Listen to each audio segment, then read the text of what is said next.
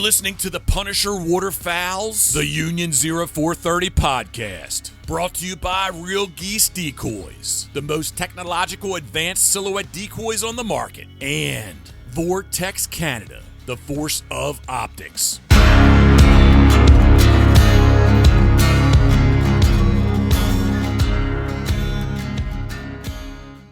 Hey, everybody. Welcome back. The Union 0430, episode 129. And look who's here. Philly, Merc, and Ryan. Like, I can't believe it that I almost didn't even recognize any of them. It's been so long since I've seen them. Dave's not here, but Dave's not here, man. Dave's not here, man. Yeah. Dave's not here, man. That played into a joke nicely. It'll never get old.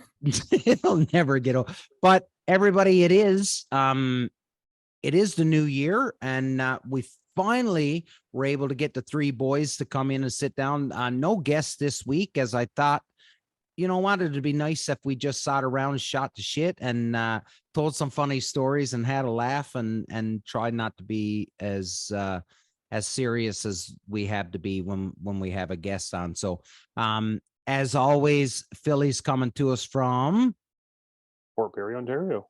Mark is coming to us from Enfield, Nova Scotia.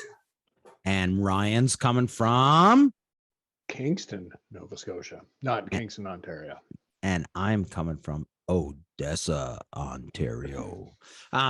So great to see you fellas, man. Like it's been a while since I've seen you guys. Like even Ryan, Mark, Phil, I see more often because we've been chatting, but like Mark, you've been busy. Ryan, you've been extremely busy and offline. So boys, happy New Year. I'm glad you had a wonderful Christmas. It's good to see you. Ryan, your trail cam photos of that little pond with those ducks in it are still in my dreams. I'm not even joking.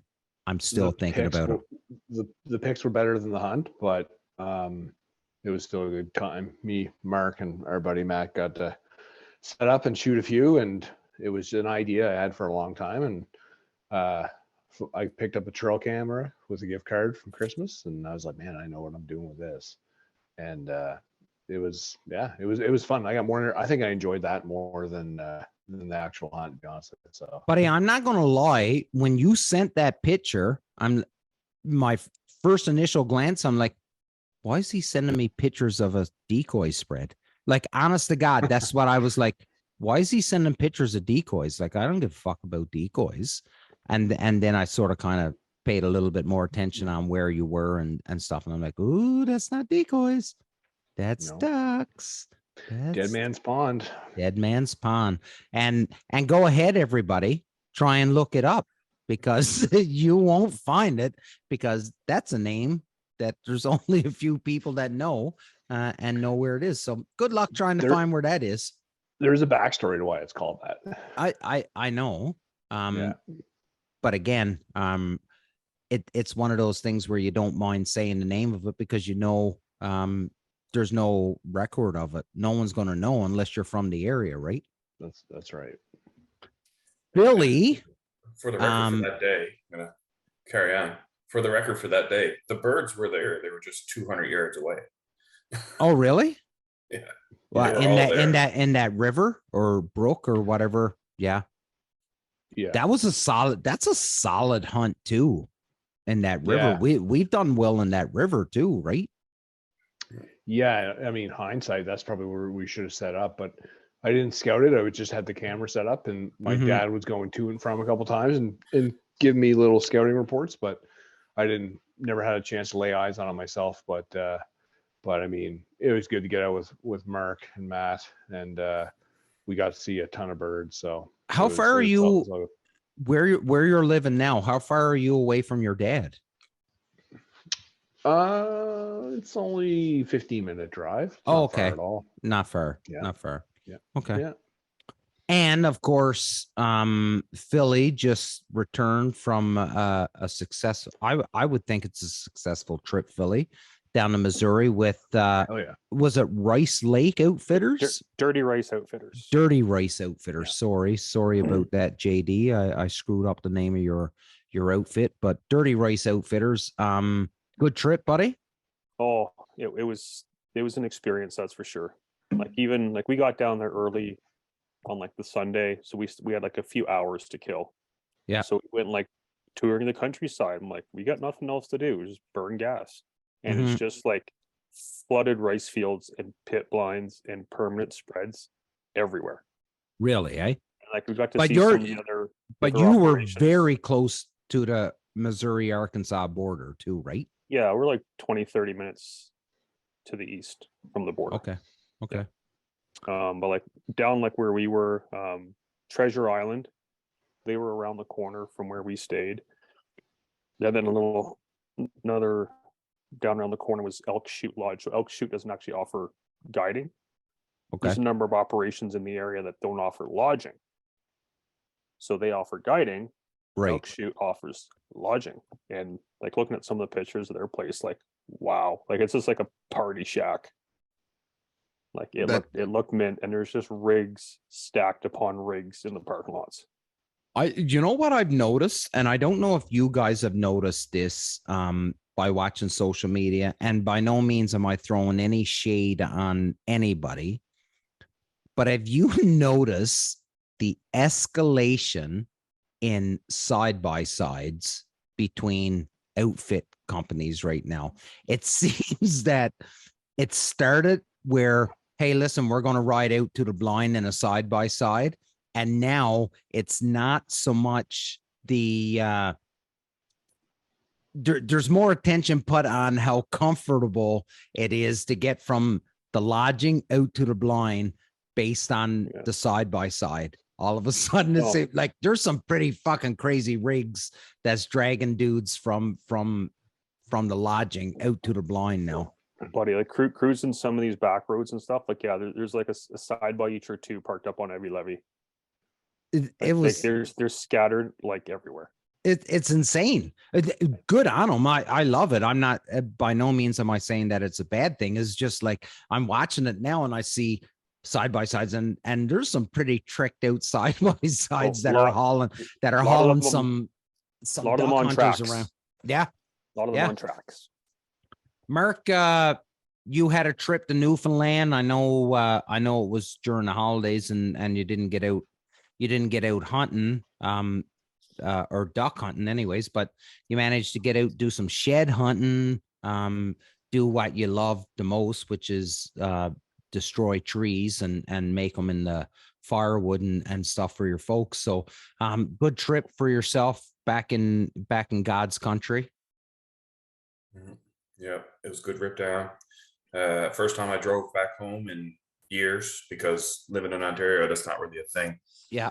Especially if you have vacation time, you don't want to spend 2 or 3 days driving down, then 2 or 3 days driving back. That takes up almost a week of your trip. But now living here, I can drive to the ferry, take the ferry overnight, and be home the next day. Yeah. So that's an option now, and we're happy to be able to do that now. Now I'm going to do it again shortly. I'm going to. That's what I was just going to say. That's what I was going to say. You got a trip planned in February right away to head back there, right? Mm-hmm. Awesome. Yeah. Well, boys, I got to, because this has been picking at my brain now for 2 weeks, waiting to get you guys on the show so I could tell this story, because I don't think I've told you guys this story yet. So the second last day of the season, I'm going to say it was the 6th of January. Mark, you'll know where I'm talking about. So I'm out on an island out on Lake Ontario. Me, Jason Sear, a couple buddies. We get out there nice and early, make sure we're the ones that get the spot. Out there nice and early, get set up. It was a really, really slow day. Didn't see a ton of birds, but it was a good time hanging out with the boys. I would say it was probably around 2 o'clock in the afternoon when we called it. We were just happy hanging out. We hadn't seen any birds for a while by that point. The water is extremely, extremely low in Lake Ontario right now. I don't know what it is with the rest of the Great Lakes, but in Lake Ontario, it's extremely low, to the point that, Mark, and you'll know this, from Amherst Island to the island that I was walking, to the island that I was sitting on, you can walk from Amherst Island to the other island because there's a bar there. They call it Bush Bar. And you can walk across.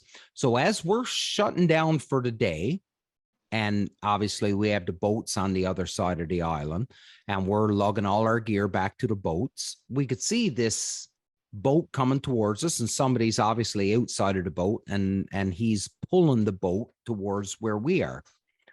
And I believe it was Jason Sear, and he said to me, he was like, are those guys all right? And I said, let's put our stuff away in the boat. I'll go back and chat with them and see if they need any help or anything like this. So we put all the stuff away in the boat. I walk back and I'm like, hey, you guys all right? No, we lost the lower end on our motor. So they're in I'll say they're in a 12-foot tinner with probably a 15 horsepower motor on the back of it, and an old motor at that. I was like, did you guys need a tow back to shore or anything? Yeah, if you don't mind. I'm like, Jesus, boys. I'm like, we would have left. You weren't waving us down. You weren't trying to get our attention or nothing. Had I not come back to ask you, you would have been stuck out on this island. So anyways, I'm with one buddy. He couldn't tow, but the other boat could tow. So I got them all squared away, towed back. We get back to the boat launch, and we're talking, and the people that we pull in, they're sort of kind of getting themselves squared away. No life jackets, no paddles, not dress. I shouldn't say they weren't dressed for the weather, but they look like Stay Puft Marshmallow Men. Like they had so many layers of clothes on to try and keep themselves warm for out on the water and stuff like that. And as I get to shore, I get a message from a friend of mine, and he's asking me, hey, are you hunting here today? I think someone's trespassing on my property that's out on the island, the whole bit. So ultimately, these kids get cold. They get cold, somewhat, maybe a little bit scared, don't know what's going on. So I don't want to say they broke into a shack, but they got in to try and warm up. They had like a Mr. Buddy heater they brought in to try and warm one another up. And then they made this walk across. And the whole time I'm thinking, 19 years old, you think you're bulletproof. And had we had not been there on the island to pull them ashore, I don't know what would have come of them. Do you know what I mean? Like, I have no idea if they had cell phones or if they had a way to, or a means to get a hold of someone to come out and get them. But the fact that they never waved their arms at us to give us a hand, like they could clearly see we were packing up and leaving. Never tried to draw any attention to us, never tried to talk to us or anything like that. Had I not went back, I have no idea how long they would have been left out on that island before someone would have come out. And I just keep thinking to myself, and it's easy for me, I'm 45 years old, to think it's a goddamn duck. Like, why are you taking these risks for a fucking bird?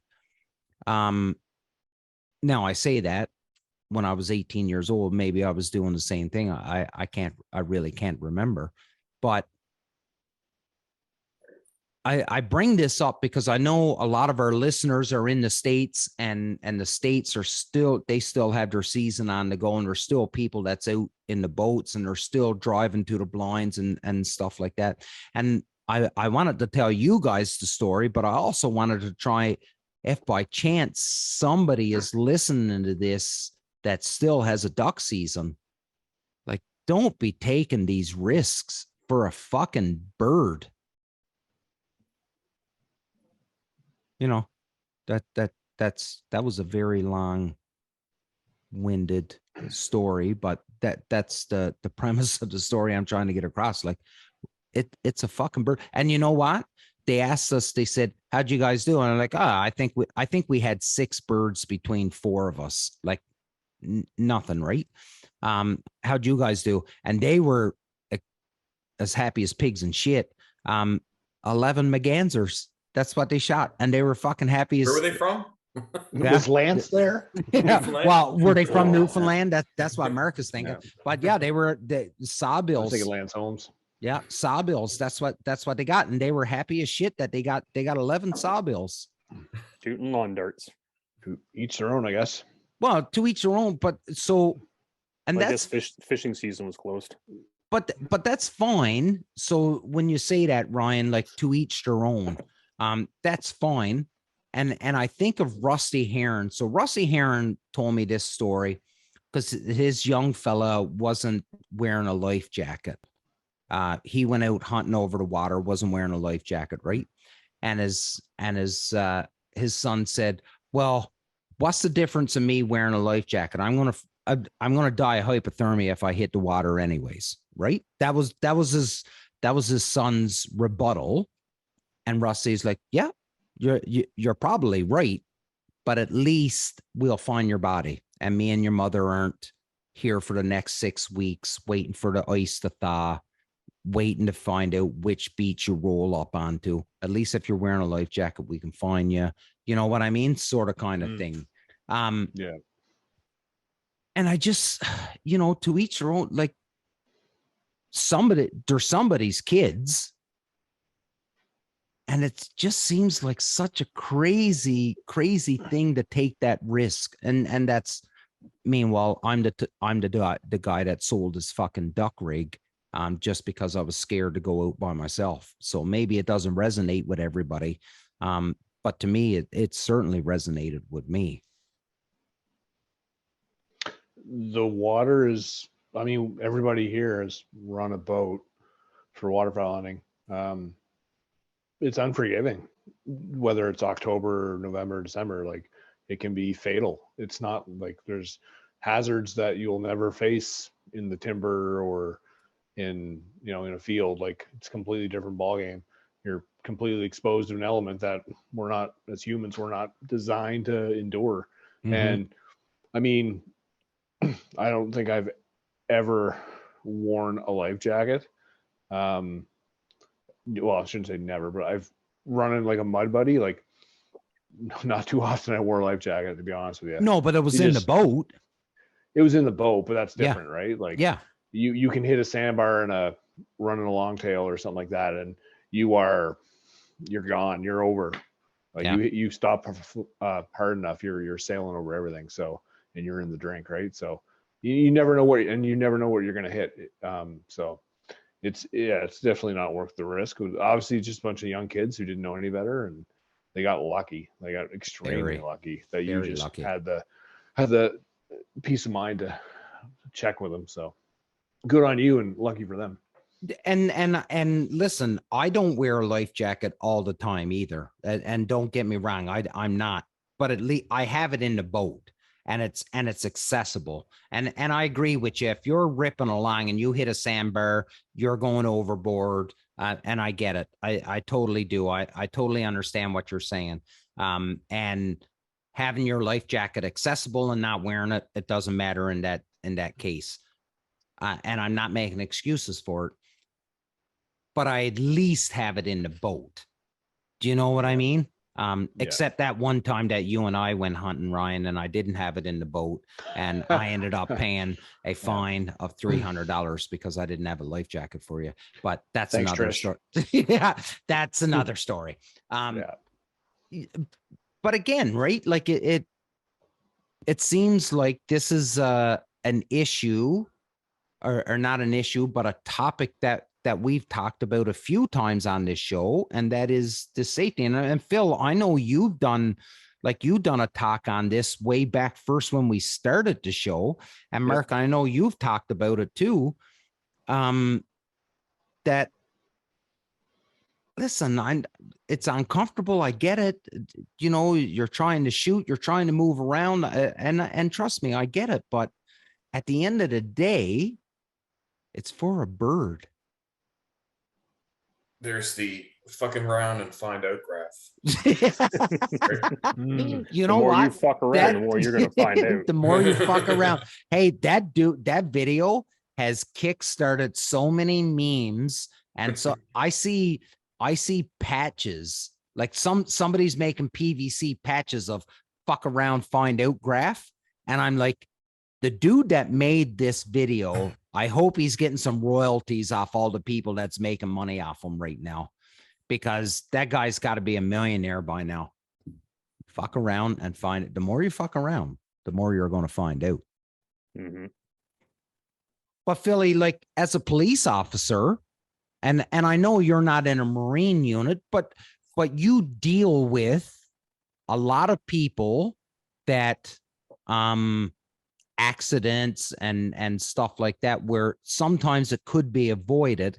Like it's hard on everybody, especially when it's an avoidable, like something that you could have done in your own power to alleviate the fact that you got in an accident or you got hurt or died or whatever, right? It's just sheer stupidity and negligence is all it is. Well, I don't know if it's yeah, fuck around, find out. So anybody that's listening and not watching the podcast, head on over to YouTube and watch, and you will see the graph that Mark just drew up, and an amazing graph at that, Mark. The more you fuck around, the more you're going to find out. In case you need some context of that. In case I don't think it's stupidity, Phil. I think it's just when you say negligence, it's negligence. It's just you're fucking. You think you're bullet, buddy. When I was 19 years old, I was bulletproof. The shit that I done at 19, I couldn't even think about doing today. Yeah, well, I agree, and we've all been there. Right. I'm also a firm believer and hey, listen, you want to hear some stories?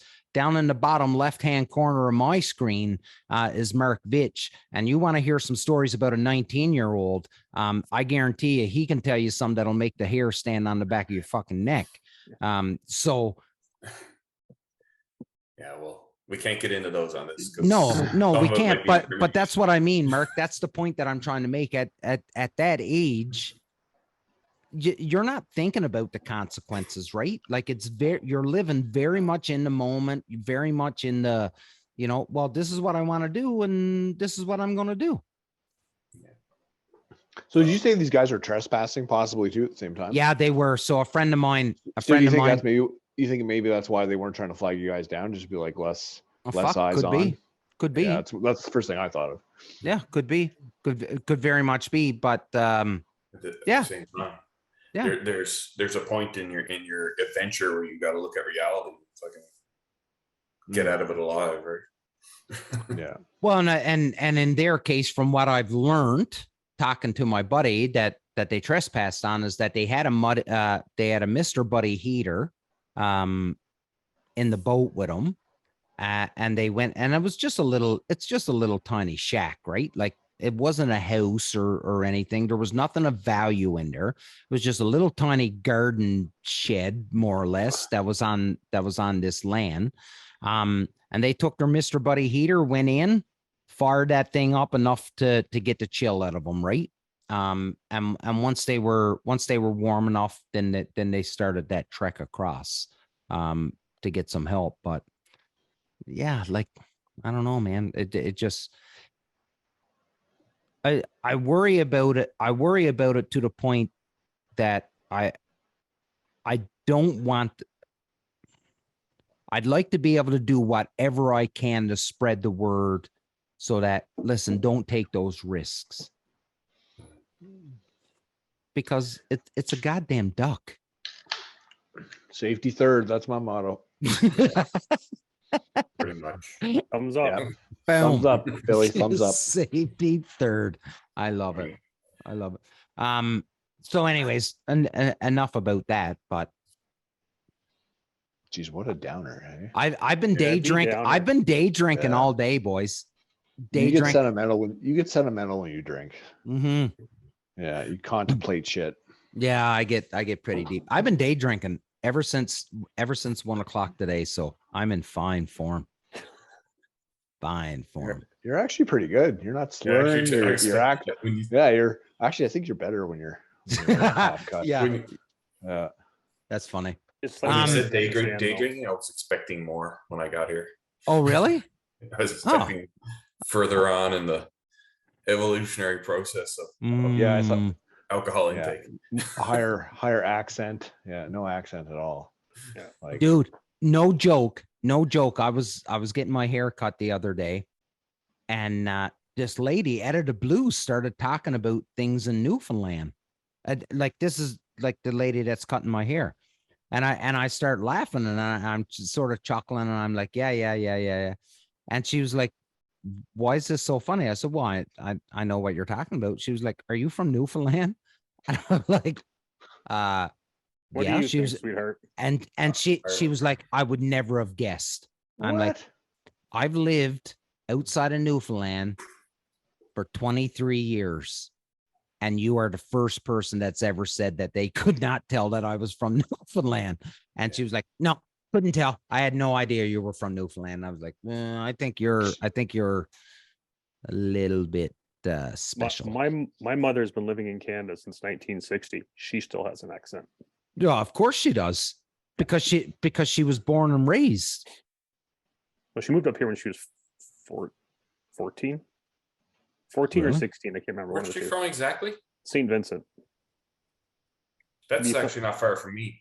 She'd be from the islands. They got a thicker accent than my hometown. So yeah, Mhm. What's your hometown? Holyrood, which is about 45 minutes from St. Vincent's. You can drop the H in Holyrood and pick it up in Havendale if you want. St. Vincent's in the Caribbean. Yeah, Oh, no, not St. St. Vincent's Newfoundland, but Yeah. Yeah. Just down the Not your Salmon Air summer- line. Not your St. Vincent. No, she'd be from the islands. She'd be from the islands, man. Yeah, man. I was like, that's a funny Newfie accent Phil has. No. Yeah. We got No, rid she- of those. Yeah, We she got moved rid up of here when those. she was either 14 or 16. Like, still, Really, like my wife struggles to have a conversation with her half the time. It's even worse. when Really, she's been into a little bit of the vino. Oh yeah. I bet. Trish is, so my wife is pretty, like, Trish gets into the beer, into the liquor, wine, liquor, whatever it is, but if she gets inebriated, I have no idea what she's saying to me. She go right Newfoundlandese on you. Oh, she goes right Newfie, and I have no clue what she's saying whatsoever. None. Does she watch these? No, Trish doesn't no. watch these. Perfect. She doesn't have the patience or tolerance for us No, four No, ass I don't hats. know why. I don't No. think. Yeah, no. Yeah, none of our spouses are watching these. They get enough of us already. Big time.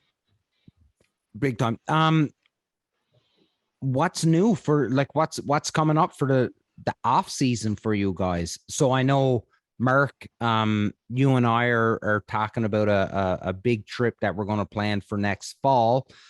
Philly has declined and said he's not traveling next fall. Ryan may possibly be out west guiding next fall, so he can't be That is a strong possibility. So he can't be planning any trips. So for the off season, what are you guys doing?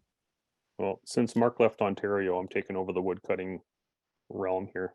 Mm-hmm. Yeah. I'm maintaining deer properties. I seen that. So, and you've come across a few places now that stands have already. So are those abandoned stands, Mark, or?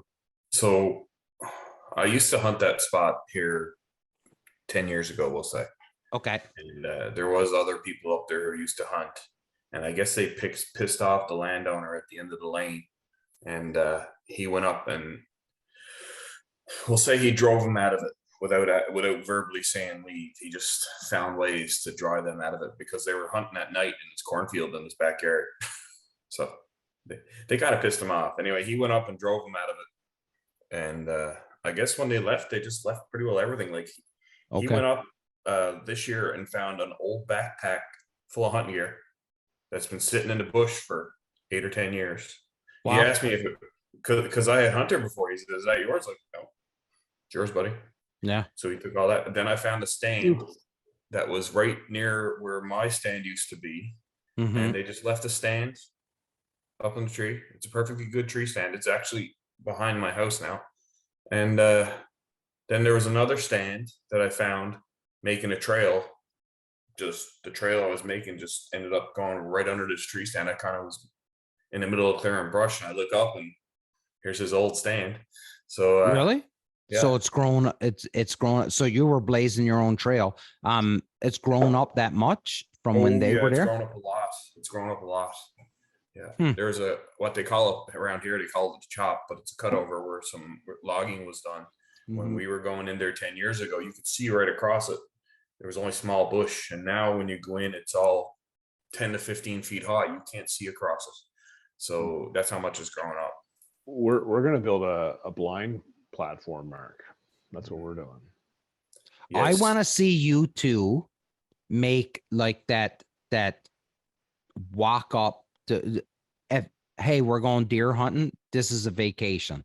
We're going into our propane stove, sit down on the couch. Oh, it's time to go see if there's Kazera any. has one of those. I know he does. I know he does. Yeah. You That's a feed his deer whole blind, family. yeah. Yeah. Oh, you should have seen the blind we hunted in Missouri. Yeah. I seen that. Full Yeah. propane oven stove. They had like two bench seats out of an old school bus were in there to sit on, and it was like 12 shooting holes. There was like what they call the crow's nest. So there's like you come up through the blind through this like tunnel onto the roof, and like that's where the shot caller sits and does all the calling stuff from it. And like room for 2 boats, covered parking behind. Nice. Yeah. He's better with 12 shooting holes. I seen a video on Instagram the other day, and it was a fella. So he had a pit blind, but he also dug like a little blind for his retriever, and it was like I'll say like a 2x4 latch with some 1x6 like fence board over the top of it, and he just had it covered in corn and stuff like that. And the dog would go retrieve the birds, drop them off to the boys at the pit, and then he would go to his hole and just flick his nose and flick his door up, and he'd get back down, and the door would come down, and he was completely hidden. But he could see, there was enough that he could see out. So when birds were shot, he could see where the birds were landing, and they'd send them, and the door to pop up, and off he'd go. And I was like, that's pretty good. That's That's almost yeah, as nice as that pit blind. I think it was Mojo put out this video like a week or 2 ago. They had a pool table. I seen that one. Yeah. Yeah. That's nice. So I'm all about comfort, and don't get me wrong. I like comfort, but I don't need a pool table in my duck blind. I don't. Hey, good on yous. You got it. And you know what? Maybe there's dudes that they could care less about shooting birds because it's all about hanging out with their buddies, and they can shoot pool while their buddies are shooting birds. I don't need a pool table in my duck blind. No. But I'm not chastising anybody for doing it. No. The one Ryan and I are planning on doing is going to be super simple, and it won't even look like a blind. So, Oh, I have no doubt it's going to be over-engineered. no, it's going to be barely visible. You won't even, it's going to just above water level. Yeah, you won't even Nice. know it's there. You won't even know it's there. And where are you guys going to do it? Like anywhere that I New know? Brunswick. Oh, Yeah. somewhere you know. Yeah. Yeah, Okay. somewhere you're very intimate and familiar with. Miramichi, New Brunswick. Miramichi, Keswick Ridge, eh, Philly? Yeah. I'm trying to think anything else. New First Light stuff. Looks like there's a new drop coming this summer, which looks pretty exciting. That new timber pattern, which they're calling Cash, CACHE cache, Like the Cache River. or Big weapons in the army sense of cache as a Weapons place cache. to hide something. Yeah. So like a weapons cache, a munitions cache. So somewhere where you can Something to hide it. blow up. But do you know what? Like I'm looking at that pattern and I'm thinking, and I've had this discussion with Dave, that I think that new pattern would work better in Canada than the Taifa. The Taifas that, well, I'm wearing it right now. Your vest? Yeah, my vest. But I think that timber pattern, the cache pattern, where I think it would work better than this Taifa pattern, personally. It's all your surroundings. Yeah, but you think about where we're hunting for the first half of the season. The first half of the season, we ain't hunting in this. No. Yeah, Do you know what I mean? Like green and dark. Green and dark and yeah. And I know I'll be spending a buttload of money this year. Yeah. Because that pattern does look sexy. I think it would work up here. And obviously I've never spent any time hunting flooded timber in the southern states. And I know Logan Williamson and the boys after Christmas, I think it was the last week of December into the first week of January, they were down in Arkansas and they were hunting in it. And it looked good in Arkansas. I just don't know what it would look like without knowing all the seasons in the States, right? They have 4 just like us. Thanks, Tips. Yeah. But I just don't know how well that you fucking idiot. Don't forget to tip your waitress. I'm here all week. I just, I think that timber pattern, that dark pattern would work better up here in Canada than I'm not saying Taifa doesn't work up here. I'm just saying that the cache. Why do you think it would work better in Canada? I just think that because of the you darker. need to elaborate on this comment. Well, I just think the darker pattern and the fact that when we're hunting up here, September, October, and into November, we're still fairly dark on our vegetation. We don't see a quick change in the color of our vegetation until mid-November, and that's my thoughts. But like looking at that pattern right now. On the waders, which looks sexy, I must say, and I do like the fact that they have that moley system on it. Being an army guy, obviously I love that, but I just think that darker pattern would fit better up here. But again, that's just my opinion. I don't know what you guys think, but that's my thoughts.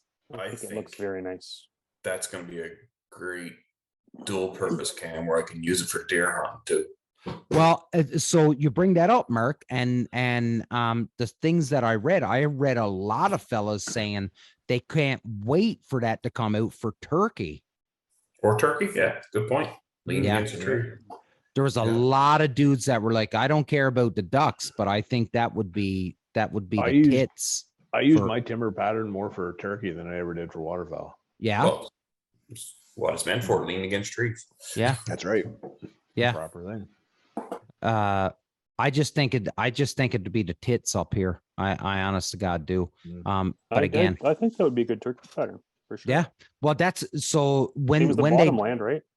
When they did announce it, when they put it out on their, like, there was a lot of dudes that started chiming in, and they were like, listen, I don't know how this is going to work for waterfowl, but I can tell you, I can't wait to try it for turkey because it looked like it to be the real deal for turkey. And I agree. And in fairness, you're doing pretty much the same thing with turkey as your flooded timber. Yeah. Yeah. Seen up against a tree. But so we seen the waders. I think there's some other items that is coming out. There's a couple of jackets that's coming out and stuff, and a couple of changes to some stuff. So all in all, it looks like it'll be a solid launch of a new line from First Light, Yeah, but they I'm just starting. keep getting better every year. Yeah, but I'm starting to say so this clothing world. So now, like, there's so much out there. Like, if there's so many options out, obviously, big fan of First Light and everything, and that's what I use. But there's so many options out there now for people. You know, not so one time, and I'll say it, like, in my opinion, Sitka ran this and had a hold on the whole industry for a bunch of years, because there was nobody else that was going to compete with them with the quality and the whole bit, right? And now it just seems like there's a half a dozen very good clothing lines out there that could keep you comfortable while you're hunting. Now, I don't know if you guys listened to the episode that we done last week with Mr. Tom Lochner with the gloves. So what I learned talking to him is that so you hear people say, well, it isn't a great product. So when you're talking about waterproofing, right? So Mr. Lochner had used Gore for years in his products. He switched from Gore and has found what he deems a better product, or just as good a product, but I think the cost makes the difference, right? The product isn't the issue. So Gore-Tex, and then A, B, and C, whatever. If it's waterproof, it's waterproof. It's not the product. It's the manufacturing of the product. So he had made this point that there's nothing wrong with these other products that say that they're waterproof. It's the manufacturing when they take that fabric. So let's take, for example, Gore. When they put the Gore-Tex material into a glove or whatever, they'll puncture it. The manufacturing isn't there. Whereas he says his product is made here. They're hand stitched. It's not computers. It's all this shit, right? Which I never really thought about, because I just applied, well, I got wet, so it's a junk product. Well, it's not a junk product. The manufacturing of the product was the junk. That's why the reason Gore-Tex has such a good name, because of the stipulation by the company Gore-Tex to follow a certain standard in building their products so that it will be waterproof. There's a few companies out there that go above and beyond, and they're using the same product and go above and beyond Gore-Tex's standards. Right. Now, there's nothing to say that any other company can't use a different product and build to those standards. Yeah. That's what you got to look for is if you, and it'll be less expensive because it's not Gore. That's right. It's a marketing, of course, thing, right? Like anything. If you see Gore-Tex stamped on anything, you're like, this is a premium product. Yeah, it's a premium product, right? Yeah. Shit, I lost my train of thought there, Mark. You had mentioned something, and I lost it. Anyways, I'm sorry if I interrupted you there in your train of thought, but First Light stuff, I see it built. It's built as well or better than most stuff made out of Gore-Tex. Yeah. And any of their waterproof stuff made by First Light, it's built as well or better than anything made by Gore-Tex or by companies that use Gore-Tex. That's right. It's not Gore-Tex that makes all these products. That's right. Except for Sitka, that's their company. If all the other companies, it's North Face, it's they Arc'teryx, just buy the membrane. All the research. Yeah. Exactly. For the membrane. They all use the stuff, but you'll notice all these companies now are developing their own membranes, except for Arc'teryx, and Arc'teryx has gone the way to Dodo now. Anyway, that's right. But, no longer North American, no longer Canadian. Yeah. There's a reason now that the American and Canadian armed forces don't use Arc'teryx leaf anymore. That's right. And so, yeah. So my thought process that I forgot about was, remember when we hunted Nova Scotia a bunch of years ago, I had a jacket by a company, and I paid, and I'm not going to say the name of the company because I don't mean to throw shade onto them. But the jacket didn't work for me. I was wet, and it was a premium jacket. I paid a lot of money for it, and I got wet, and it was soaked. And I chalked it up as though, well, it's a junk jacket. But had I had the insight to say it's probably somebody screwed up during the manufacturing of the jacket and punctured it, and that's why I got wet. That's why I got soaked and stuff like that. Do you know what I mean? Yeah. See, I don't agree with that point. That's part of the product. The manufacturing is part of the process. You can't blame it on the manufacturing. Well, it's not the product's fault. Yeah, it is. The company hires the manufacturing. Right. It's part. That's like if you're producing something flash to bang, Right. that is, and that is your responsibility. Right. And if you have shoddy manufacturing, then you have a shoddy product. Absolutely. But when I'm having the argument, so let's say, Ryan, you and I are chatting, and we're chatting about product A, and I said, well, listen, I had a Gore-Tex jacket from this company, and I was wet. It was waterlogged. It was soaked. It took me 2 days to dry it out. Right. Would this perhaps be a company that doesn't ship to Canada? No, not at all. No, not Drake. Listen, it was Sitka. It was a Sitka Pantanal jacket. And I spent premium dollar on it, and it wasn't a good, I was wet, it waterlogged. But if there was 100 Pantanal jackets, now that I'm thinking about it, I probably had the one that didn't work. Right. Built on a Friday. Because somebody had screwed up when they were building it. Is it wrong for me to, I guess what I'm saying, is it wrong for me to say the Sitka jacket is junk, or would I say somebody fucked up in the manufacturing of that jacket? So here's the test of the product and the company. If you have that issue and you write an email and say, hey, I was laying in a layup line, in a flooded cornfield, I was in the mud, and my back got soaked while I'm laying in a layout. And they say, hey, our bad. Send us the jacket. We'll ship you a new one. Mm-hmm. Okay. Mm-hmm. In my mind, that evens the playing field, right? 100%. That's good customer service. And that's, because then that plays to your point. Like maybe it's that, like Phil said, maybe it's that Friday afternoon jacket, right? Yeah. That got pushed through, and it whatever. So that would level that playing field, in my opinion. But if it's if that's like, hey, I have that jacket, and Mark and Phil have that jacket, and we all have the same problem with that too. Yeah. Right. And it's advertised as waterproof, then, Houston, we got a problem, right? It's like buying waders that leak in the crotch right out of the box. Now, so I gotta say this though, that I am the type of person that if I'm paying, and I'm not trying to bash any company, this applies to any company whatsoever. If I pay $600 for a jacket, I don't want to have to send it back on a warranty.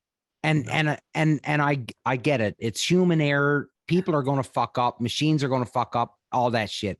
But I just don't want to deal with it. So if you, again, hindsight 2020, but it leaked on me, I don't want it. I'm going to look for something else. Mark? Yeah. You can kind of look at it this way. There is nothing out there made by anyone in any field that costs any amount of money that's not going to break or fail. 100%. You're right. So what do you remember the most? The service. Yeah. So you're looking at all these high-end companies. Like you go buy a BMW and think the damn thing's not going to fail because you paid 120 grand for it. Yeah. Well, in fairness, the turn signals on those fail right out of the oil change is $2,000. Yeah. Right. No, you make a valid point. And maybe this is a lot of the argument. And again, I'm saying this now that I've sort of,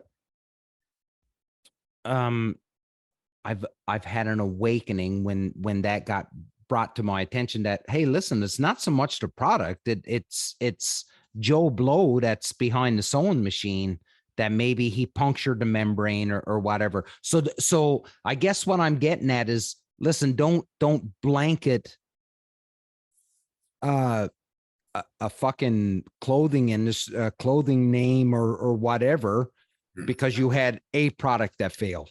Yeah, but my argument to that is, and we'll all agree in this, if any clothing product, whether it's the hoodie on your shirt right now or a piece of hunting kit, if you flip that tag open and you see made in China, you're like, fuck, right? And it's because it's where it's manufactured. Yeah. And you're like, okay, the quality and the control, the standard is lower than say if it was made somewhere like in the US or Canada. Oh, well, here's a classic example. Oh, as I sit on my Filson waiting oh jacket. my God. Oh, Hey, God. I wear Filson jacket. This is brought to you by Filson. Yeah, this message has been brought to you by Filson. I paid $876,000 Remember, for this can't spell jacket. Filson without Phil. That's right. I bought this jacket, would have been not just past season, but the season before, so like 2021. Right. Yeah. I think I wore it 2 or 3 times that duck season. Yeah. Didn't wear it all this fall, but then Okay. I brought it with me to Missouri. Yeah. And so being like a typical wading jacket, it's got your up high hand warmer pockets. Mm-hmm. Well, inside the pockets, it's like, you won't be able to see, but it's like felt lined. Down in the corner, Sweet. it's not sewed in. Oh, There's a hole. Oh.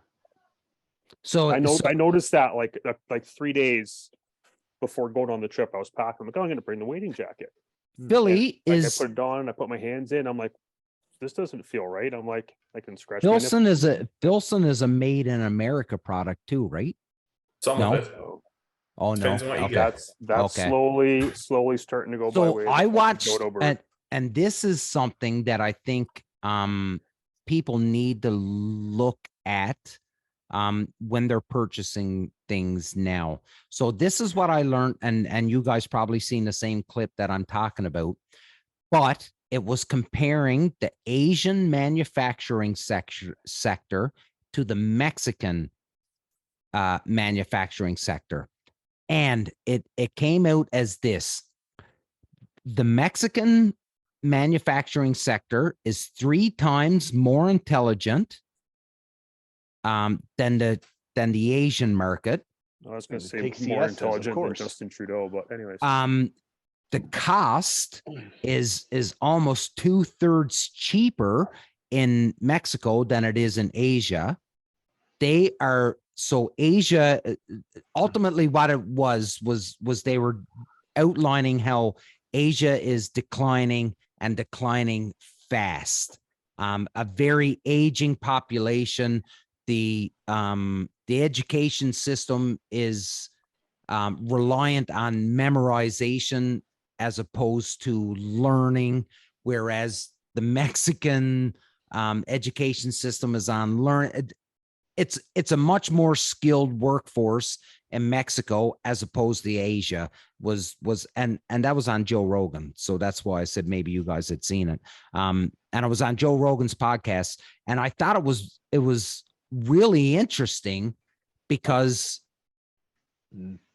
we've talked about it on this show that we were wondering if there was going to be a shift from Asia to North American once COVID hit. When we seen those spike in prices and container ships being off the coast of California for 4 weeks, and a sea container costing you now $30,000 vice $5,000. We had talked about it on the show, like what's going to happen. There's no way that companies are going to be able to keep up with this increase. And watching the Joe Rogan podcast, that exactly what they're talking about is that the Mexican workforce is more skilled than what the Asian workforce is today. You're saying invest in Mexico. Well, I'm not giving anybody any investment advice, so you're gonna get that out of your fucking heads right now before you try to sue me. But I'm telling you, hey, if Joe Rogan's saying it, Must be true. hey, there's Love me- dudes. There's dudes Love- that's getting Joe Rogan's face tattooed on their body. Oh man, I love me some JRE all day. I was listening to the podcast today. I love Joe Rogan, but I'm not going to fucking tattoo his face on my body. No. I was saying like the podcast. No. Yeah. Yeah. That's some deep love right there where you get Joe Rogan tattooed on your fucking body. Yeah. He is True he is a pretty big deal. Fellas, 60 minutes. I don't even know what I'm going to name this episode because I think Smorgasbord is probably the best. We can do better than that. The blind bag of tricks. Yeah. I don't know what I'm going to name this episode, but Find out. fuck around. Yeah. That's a good one. Fuck around and find out, Mark. I like that. That was a very, very good graph that you drew in that 5 seconds. There we go. We'll look at that one again. Fuck around, find out. That's next I level. made an E right there first. Yeah. So I had to cross it out and make an F because I had to go back to grade school. Back to primer. Primer. Awesome. Boys, good show. Ladies and gentlemen, if you've managed to stick around this long, then obviously you either really like what we talk about or you have nothing going on in your life. To which we're happy that you're still listening. So boys, we'll go quickly around the table and then we'll end her right there. Philly, to you first, my man. Oh, geez, it feels like it's been like months since I've been here. I know. But yeah, it's just great to be back. As I'm gonna miss next week's episode. Are you really? The streak is over. Yeah.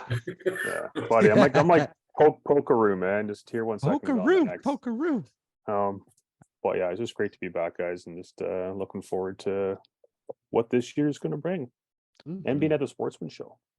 Yeah, there you Can't go. wait for that. To our American friends, please go on to Google and Google the Pokeroo from the Polka Dot Door if you want to see how fucked up our childhood was. Yep. Yeah. That's just one of many things. Yeah. Go Google Pokeroo from the Polka Dot Door. You think you guys had some you think Bernie was fucked up? You haven't seen nothing until you've seen the Pokeroo. Hold my beer. Mark? Good to see your ugly mugs again, boys. It has been months. Yeah. It has been a couple months for me, for sure. Probably November, right? Yeah. Maybe October, buddy. Maybe October. Yeah, Have maybe a lot October. going on. Everything's going better now. We'll say that. Yeah. Than it was then. So no, I'm hoping to make this back into a regular thing again because I miss sitting here and shooting shit with you guys. And yeah, let's keep it going. Having a larf. Ryan. Yeah, like I'm gonna push what Mark's preaching. Like my resolution is to be on here a lot more this year.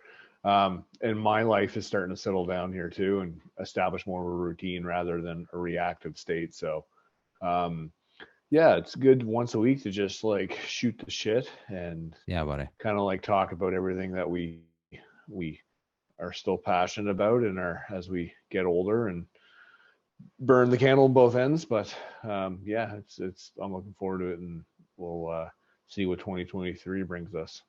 Absolutely. I do have to add, because I haven't told you guys, but we have had quite a bit of feedback from a lot of people from all over North America, and the feedback of stuff that we talk about and the guests that we have on, people like it. So we're not changing. So for anybody that thinks we should change, it's probably not going to happen, because there's enough people that's telling us to keep doing what we're doing. Keep on keeping on. Keep on keeping on. All right. All right. Ladies and gentlemen, this was episode 129 of the Union 0430. We are exactly as advertised. We will never pretend to be experts. We are just a group of friends that just love one another's company, shooting the shit and talking about duck hunting and everything else under the sun.